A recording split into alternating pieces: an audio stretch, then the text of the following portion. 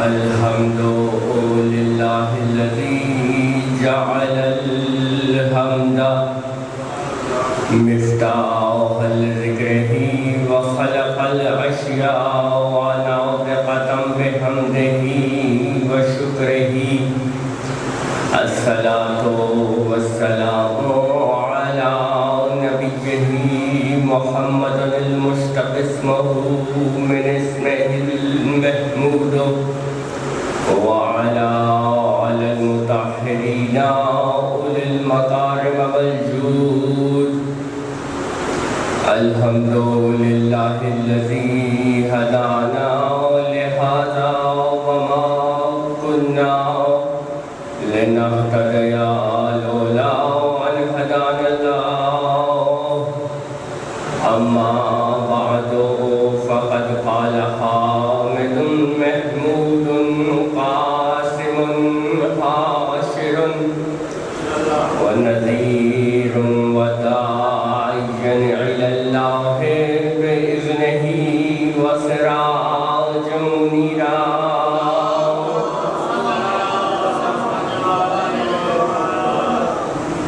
بسم الله الرحمن الرحيم.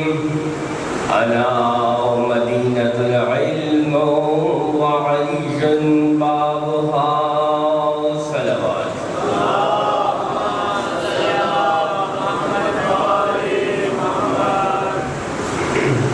عزیزان گرامی، قدر دعا ہے کہ پروردگار آپ سب کی توفیقات میں اضافہ فرمائے.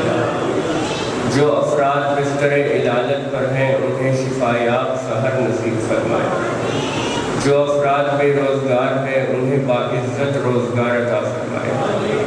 جو افراد بے اولاد ہیں انہیں اولاد صالح عطا فرمائے. سلطان کائنات ولی عصر کے ظہور میں تعجیل فرمائے. بلند آواز سے صلوات پڑھیں کہ تمام دعائیں مستجاب ہوں.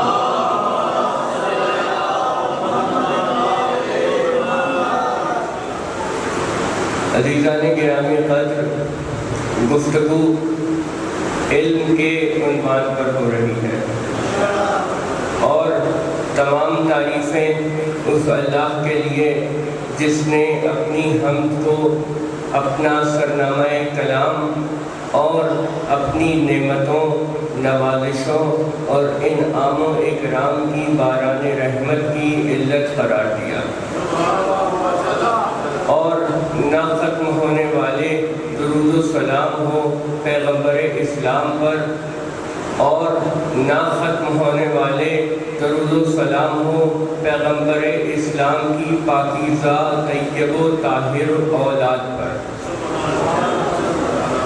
عزیزان گرامی، گفتگو علم پر ہو رہی ہے اور کمال علم انسانی جہاں تک درک کر سکتا ہے، کمال علم انسانی جہاں تک محسوس کر کے کوئی فضیلت محسوس کرے، کوئی ایسی فضیلت نہیں ہوگی جو ذات امیر المومنین میں نہ ملے.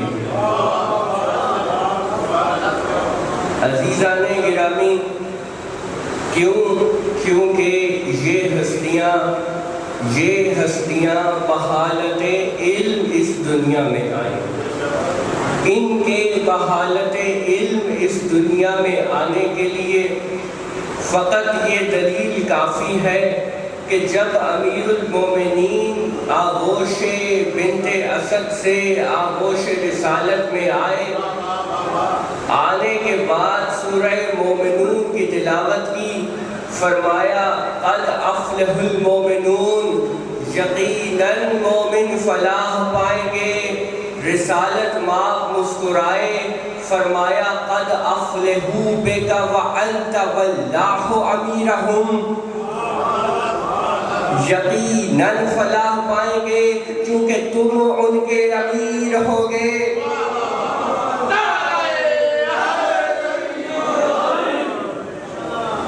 عزیزان گرامی، امیر المومنین بلکہ یہ ہستیاں جب اس دنیا میں آئیں تو بحالت علم اس دنیا میں آئیں. اور عزیزان گرامی، جب علم من جانب الہ ہوتا ہے، تو میں عرض کر چکا کہ تب ہر ایک فضیلت من جانب الہ ہوتی ہے، چاہے وہ شجاعت ہو، چاہے وہ عدالت ہو، چاہے کوئی بھی فضیلت ہو، وہ من جانب الہ ہوگی، اور وہ من جانب الہ درجہ کمال پر ہوگی۔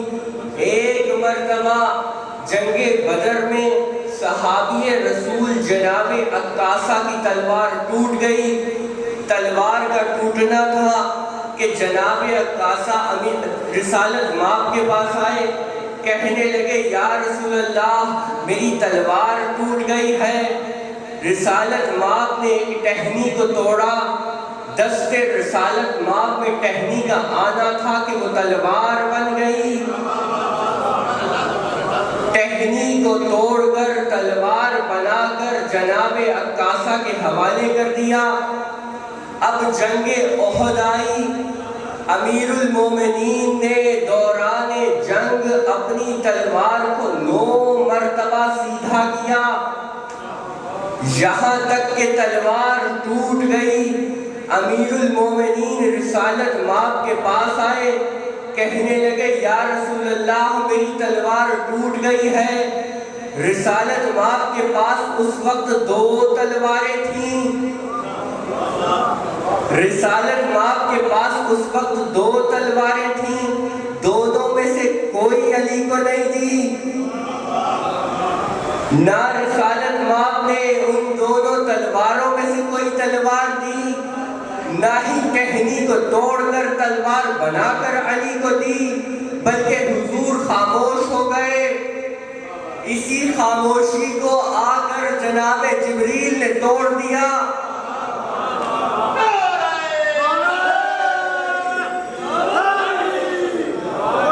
اسی خاموشی کو جناب جبریل نے توڑا اور تلوار لے کر آئے، رسول خدا کو تلوار پکڑائی۔ رسالت مآب نے وہ تلوار علی کے حوالے کی۔ کیوں؟ رسول نے اپنی کوئی تلوار علی کو نہیں دی۔ کیوں؟ رسول نے کوئی تلوار ٹہنی سے توڑ کر، ٹہنی کو توڑ کر بنا کر نہیں دی، کیونکہ رسول جانتے تھے کہ جس کی شجاعت من جانب الہ ہوتی ہے اس کے ہاتھ میں دنیا کی تلواریں نہیں ٹھہرتی، بلکہ دست اللہ میں وہاں سے آنے والی تلوار ہی ہے۔ عزیزان گرامی، جہاں علم من جانب الہ ہوتا ہے، اور صرف امیر المومنین کا علم من جانب الہ نہیں تھا، بلکہ رسالت مآب کا علم رسالت مآب کے لیے ارشاد ہو رہا ہے کہ بسم اللہ الرحمن الرحیم لیکن اللہ یشہد بما انزل الیک، اللہ گواہ ہے کہ جو ہم نے تم پر نازل کیا انزلہ بعلمہ ہی، اپنے علم سے نازل کیا۔ یعنی رسول پر، رسالت مآب پر جو نازل ہوتا رہا وہ اللہ کے خزانہ علم سے نازل ہوتا رہا۔ یعنی جو وحی الہی آتی تھی وہ علم الہی ہوتی تھی، یعنی وحی الہی کو علم الہی سے تعبیر کیا جا سکتا ہے۔ میرے ساتھ رہیے گا، کچھ منزلوں سے گزرنا مقصود ہے۔ وحی الہی کو علم الہی سے تعبیر کیا جا سکتا ہے، لیکن قرآن میں بہت سی وحیوں کا تذکرہ ہوا۔ قرآن میں ایک وحی کا تذکرہ ہوا کہ وَأَوْحَىٰ فِي السَّمَاءِ أَمْرَهَا، کہ ہم نے آسمانوں کو وحی اس کے امر کی بھی کی، کہ ہم نے آسمانوں کو اس کے امر کی وحی کی۔ یعنی جہاں آسمانوں کو وحی امر کی گئی وہاں وحی تکوینی تھی، جہاں نظام تکوین ودیت کیا جائے وہاں وحی تکوینی ہوتی ہے۔ ایک اور وحی کا تذکرہ ہوا کہ وَأَوْحَىٰ رَبُّكَ إِلَى النَّحْلِ، کہ ہم نے شہد کی مکھی پر وحی کی۔ جہاں شہد کی مکھی پر وحی ہو وہاں وحی الہامی ہوتی ہے۔ جہاں شہد کی مکھی پر وحی شہد کی مکھی پر کی گئی وہاں وحی فطری تھی، وحی الہامی نہیں تھی۔ یعنی شہد کی مکھی کی فطرت میں رکھا گیا کہ جا تم پہاڑوں پر اپنا گھر بنانا۔ اللہ نے شہد کی مکھی کو وحی کی کہ اپنا گھر پہاڑوں پر بنانا، یہ وحی فطری تھی۔ ایک اور وحی کا تذکرہ ہوا کہ وَأَوْحَيْنَا إِلَىٰ أُمِّ مُوسَىٰ، ہم نے مادر موسیٰ پر وحی کی۔ جہاں مادر موسیٰ پر وحی ہوئی وہاں وحی الہامی تھی۔ مادر موسیٰ نبی نہیں تھی، مادر موسیٰ رسول نہیں تھی، مادر موسیٰ معصوم نہیں تھی، لیکن قلب مادر موسیٰ پر وحی الہامی ہوئی کہ جناب موسیٰ کو نیل کے سپرد کر دو۔ جہاں وحی جناب موسیٰ پر ہوئی وہاں وحی الہامی تھی۔ پھر قرآن میں ارشاد اور وحی کا ہوا کہ ہم نے مریم کے پاس ملائکہ جاتے تھے، مریم کے پاس ملائکہ آئے اور ملائکہ نے آ کر کیا کہا، کہنے لگے کہ مریم اللہ تمہیں ایک بیٹا عطا کرے گا، اللہ تمہیں ایک بیٹا عطا کرے گا۔ مریم کہنے لگی مجھے کیسے کیوں کر بیٹا ہو سکتا ہے؟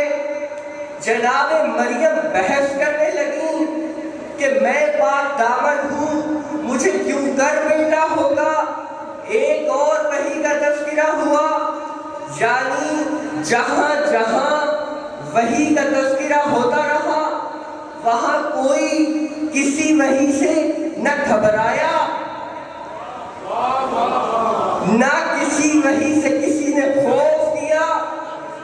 جناب مریم کے پاس ملائکہ آتے جاتے تھے، جناب مریم کے پاس ملائکہ آئے، وَإِذْ قَالَتِ الْمَلَائِكَةُ، ملائکہ نے آ کر کہا إِنَّ اللَّهَ اصْطَفَاكَ وَطَهَّرَكَ وَاصْطَفَاكَ عَلَى النِّسَاءِ الْعَالَمِينَ، کہ اللہ نے تمہیں چن لیا اور تمہیں پاکیزہ قرار دیا اور تمہیں نساء عالمین میں انتخاب کیا۔ جناب مریم جن کے پاس ملائکہ آتے جاتے ہیں، اگر مریم کو نساء عالمین میں چنا گیا، یعنی جسے نساء عالمین میں سے چنا گیا اس کے پاس تو ملائکہ آئے تو تمہیں سمجھ آ جائے، لیکن جو نساء عالمین کی سردار ہو اگر اس کے پاس کبھی ملائکہ جھولا جھلانے آئے،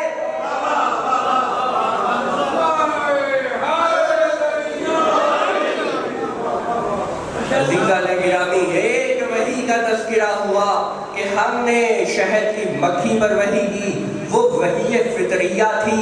ایک وحی تکوینی تھی کہ ہم نے آسمانوں پر وحی کی، ایک وحی مادر موسیٰ پر ہوئی، وہ وحی الہامی تھی۔ ایک اور وحی جو کہ ایک وحی کی قسم ہے جو کہ عالم خواب میں ہوتی ہے، جس کی دلیل قرآن نے دی کہ ابراہیم نے فرمایا کہ میں نے خواب دیکھا ہے کہ میں تمہیں ذبح کر رہا ہوں۔ نہ شہد کی مکھی وحی فطریہ سے گھبرائی، نہ مادر موسیٰ وحی الہامی سے گھبرائی، نہ جناب ابراہیم اس وحی سے گھبرائے جس میں انہوں نے اپنے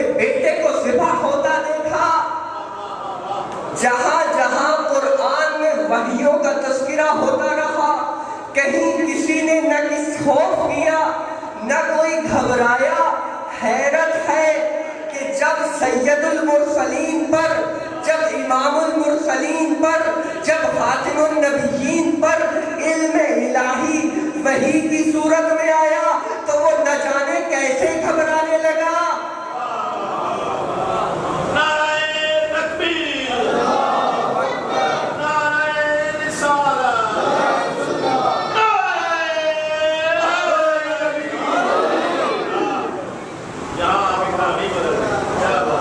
قرآن میں بہت سی وحیوں کا تذکرہ ہوا.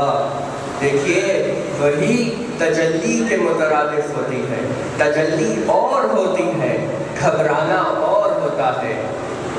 عزیزان گرامی، قرآن میں وحی فطریہ کا تذکرہ ہوا، وحی الہامی کا تذکرہ ہوا، وحی اشارہ کا تذکرہ ہوا، وحی خبر کا تذکرہ ہوا، وحی تروق کا تذکرہ ہوا.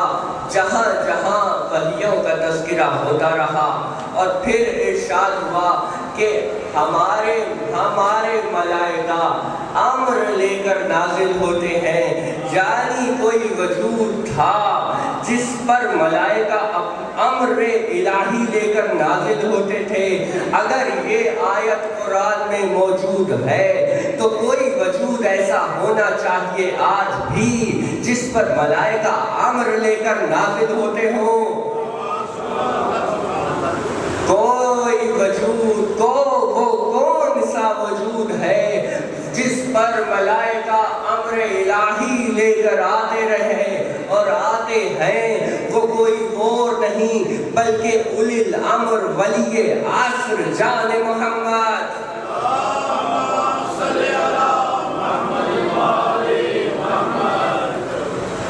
اسی لیے خدا ارشاد فرماتا ہے، بلکہ آیت سے پہلے ایک فرمان امام جعفر صادق سن لیجئے.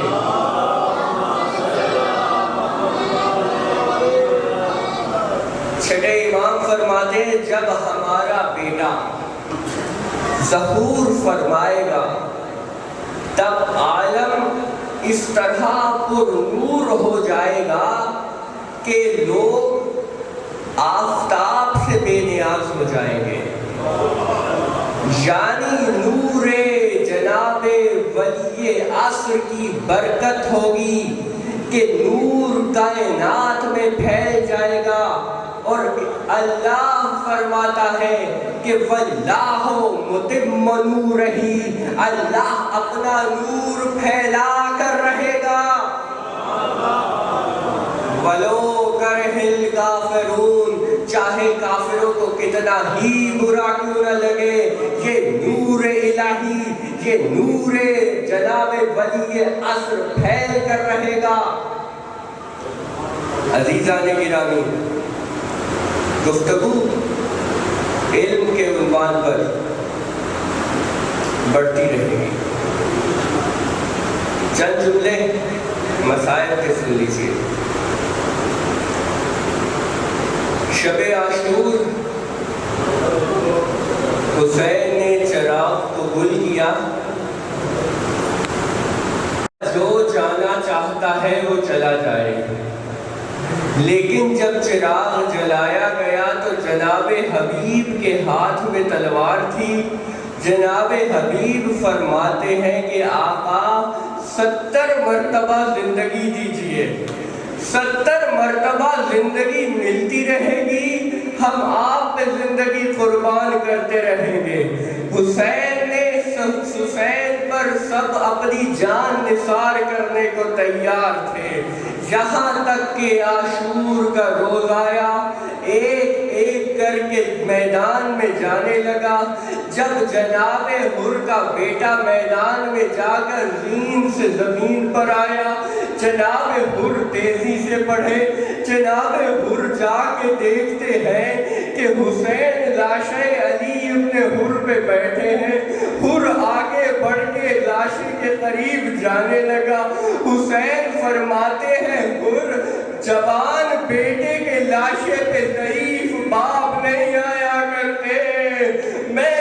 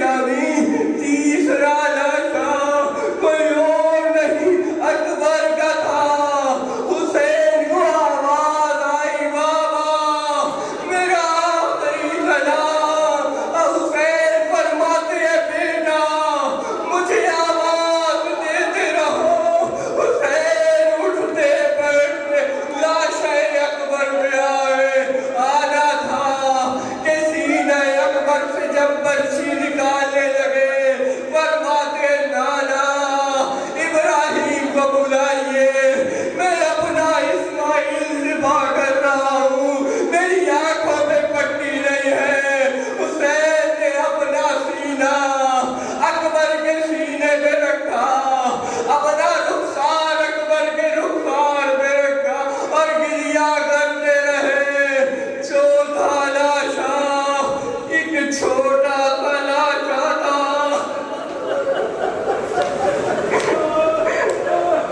چھوٹا لاشا ایک چھوٹا لاشا تھا حسین نے ابا کے دامن میں چھپایا کبھی خیمے کی سمت جاتے تھے کبھی واپس پلٹتے تھے انا للہ و انا الیہ راجعون رضا بقضائہ تسلیما